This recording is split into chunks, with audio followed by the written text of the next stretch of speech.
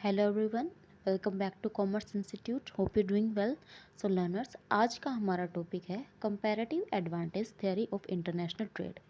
Comparative advantage theory of international trade आपके UGC NET BCom MCom के syllabus के अंदर डिस्कस किया गया है। ये आपके सिलेबस का एक इम्पोर्टेंट टॉपिक है। So let's get started without wasting any time. Comparative advantage theory, ये थ्योरी डेविड रिकार्डो ने 1817 के अंदर अपनी book on the principle of political economy and taxation के अंदर डिस्कस किया गया था। सो कंपैरेटिव एडवांटेज थ्योरी का मीनिंग समझने से पहले हम देखेंगे कि कंपैरेटिव एडवांटेज का मीनिंग क्या होता है। सो कहते comparative advantage means to the advantage in the production of a product by one country over another country when that product can be produced at lower cost in the other country in terms of other product। मतलब जब एक country दूसरी country के comparison में low cost per एक product की comparison में दूसरे प्रोडक्ट से कम कॉस्ट पर कोई प्रोडक्शन करती है तो उसे कहेंगे हम कंपैरेटिव एडवांटेज। फॉर एग्जांपल, एक कंट्री है ए और एक दूसरी कंट्री है बी। अब ये दोनों कंट्री क्या करती हैं, किन्हीं दो पर्टिकुलर प्रोडक्ट को क्या करती हैं, प्रोड्यूस करती हैं। इनमें से जो कंट्री ए है वो क्या करती है, मोर एफिशिएंटली प्रोडक्शन करती है। वो कंट्री बी से कम कॉस्ट पर क्या करती है, अपने जो प्रोडक्शन है उसको प्रोड्यूस करती है। तो कंट्री ए के पास क्या होगा, कंपैरेटिव एडवांटेज होगा किसके कंपैरिजन में, कंट्री बी के। यानी कि जब ए कंट्री बी कंट्री से क्या करती है, कम कॉस्ट पर कोई प्रोडक्ट प्रोड्यूस करती है तो हम कहेंगे कि कंट्री ए के पास क्या है, कंपैरेटिव एडवांटेज है। Hope this is clear. अब इस थ्योरी की कुछ अजम्पशंस है। अजम्पशन मतलब कुछ कंडीशन है, जिन कंडीशन के रहते हुए क्या होगा, एक कंट्री के अंदर इस थ्योरी से रिलेटेड सिचुएशन अगर होंगी तो हम कहेंगे कि हाँ, इस थ्योरी को हम यूज़ कर सकते हैं। फर्स्ट अजम्पशन क्या है, there are only two country and they produce only two goods. यानी कि दो कंट्री हैं और वो दो ही गुड्स को क्या करती हैं, प्रोड्यूस करती हैं। Labour is only factor of production, कि उनके लिए जो फैक्टर ऑफ प्रोडक्शन है, यानी कि वो किस फैक्टर को यूज़ करती हैं कि अपनी कंट्री के अंदर प्रोडक्शन के लिए, वो क्या है, सिर्फ लेबर है। Factor of production are immovable between two countries, कि आपका जो लेबर है वो दो कंट्री के अंदर मूव नहीं कर सकता, वो सिर्फ अपने ही कंट्री के अंदर रहकर क्या कर सकता है, प्रोडक्शन के अंदर कंट्रीब्यूट कर सकता है। There is no cost free transaction, कि यानी कि यहाँ पर कोई भी ट्रांजैक्शन की कॉस्ट नहीं है, फ्री ट्रांजैक्शन है, क्या है, जो आपके फैक्टर्स हैं उनका। There is full employment in countries engaged in या वुमेन नहीं आएगा, engaged in international trade, कि आपकी जो कंट्री है उसके अंदर फुल एम्प्लॉयमेंट की सिचुएशन है, कोई भी आपका जो फैक्टर ऑफ प्रोडक्शन है वो वेस्ट नहीं जा रहा है।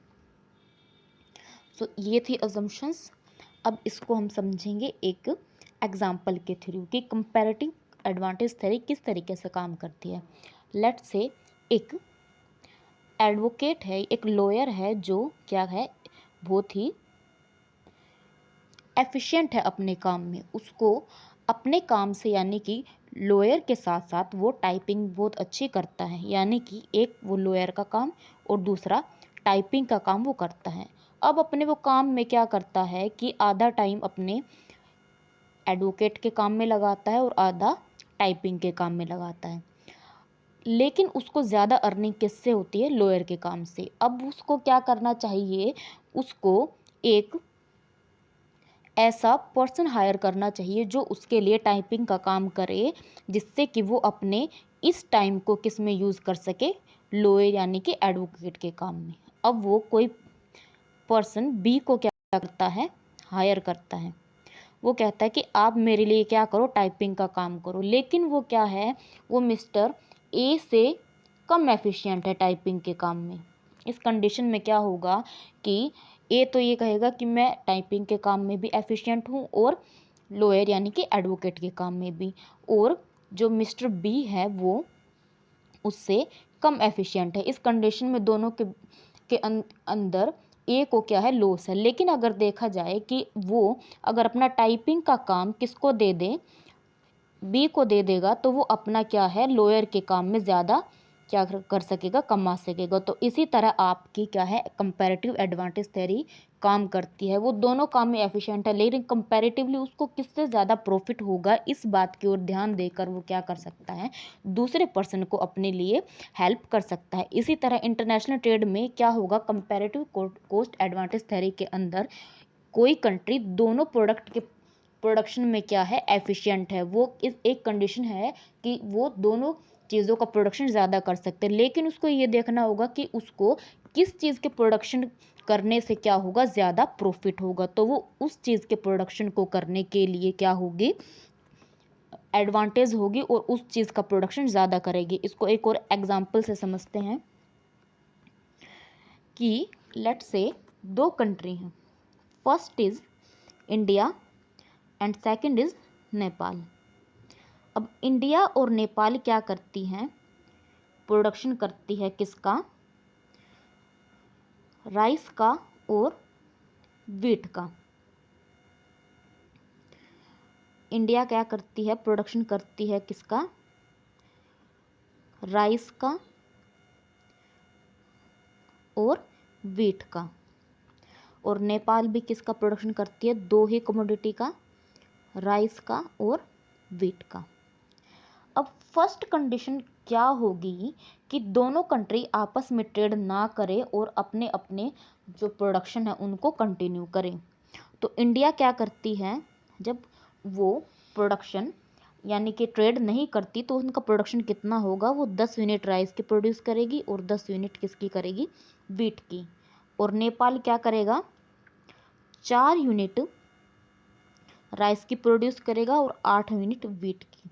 अब इस कंडीशन में देखा जाए तो इंडिया दोनों चीज़ों के प्रोडक्शन में क्या है, एफिशिएंट है। इन दोनों कंट्री के बीच में क्या है, ट्रेड नहीं हो सकता। लेकिन हम ये देखेंगे कि इंडिया को किस चीज़ का प्रोडक्शन करने से कंपैरेटिवली ज़्यादा फ़ायदा होगा। अब इस टेबल के अकॉर्डिंग अगर हम देखें तो इंडिया को क्या होगा, राइस का प्रोडक्शन करने में ज़्यादा प्रॉफिट होगा, क्योंकि अगर वो राइस का प्रोडक्शन ज़्यादा करती है तो उसको उसका प्रोडक्शन करने में अपनी जो भी सारी एनर्जी लगानी चाहिए। अगर वो सिर्फ राइस का प्रोडक्शन करती है तो उसको क्या होगा, 20 यूनिट्स राइस बनाएगा और नेपाल क्या है, 16 यूनिट वीट की बनाएगा। इस कंडीशन में आपके टोटल प्रोडक्शन के अंदर जो प्रॉफिट होगा, यानी कि अगर हम क्या करते हैं, ट्रेड नहीं करते तो टोटल हमारा 14 और 18 इतना प्रोडक्शन होगा। लेकिन अगर हम ट्रेड करते हैं तो हमें 20 और 16 इतना प्रोडक्शन मिलेगा। तो ओवरऑल देखें तो हमारा टोटल कितने का प्रॉफिट हुआ, हमें राइस के अंदर 10 यूनिट का और वीट के अंदर हमें 2 यूनिट का लॉस हुआ। लेकिन टोटल हमें 4 यूनिट का क्या होगा, प्रॉफिट होगा। इन 4 यूनिट के प्रॉफिट को इंडिया और नेपाल कंपैरेटिवली अपनी जो टर्म्स एंड कंडीशन है ट्रेड की उसके अंदर डिस्कस करके आपस में बराबर बराबर बांट लेंगी। तो इस तरीके से क्या होगा, एक कंट्री को कंपैरेटिवली ये देखना पड़ेगा कि उसको क्या है, किस चीज़ से प्रोडक्शन से ज़्यादा प्रॉफिट होगा, उस चीज़ के प्रोडक्शन के ऊपर अपना पावर को फोकस करके उसको इंटरनेशनल ट्रेड के अंदर एंटर करना होगा और उससे मिलने वाले प्रॉफिट्स को क्या करना होगा, गेन करना होगा। So this is comparative cost advantage theory. Hope this is clear. If you have any query about this concept, you can ask down below in the comment section, and please don't forget to hit the bell icon so you have all the notification from Commerce Institute. Thank you for watching the video.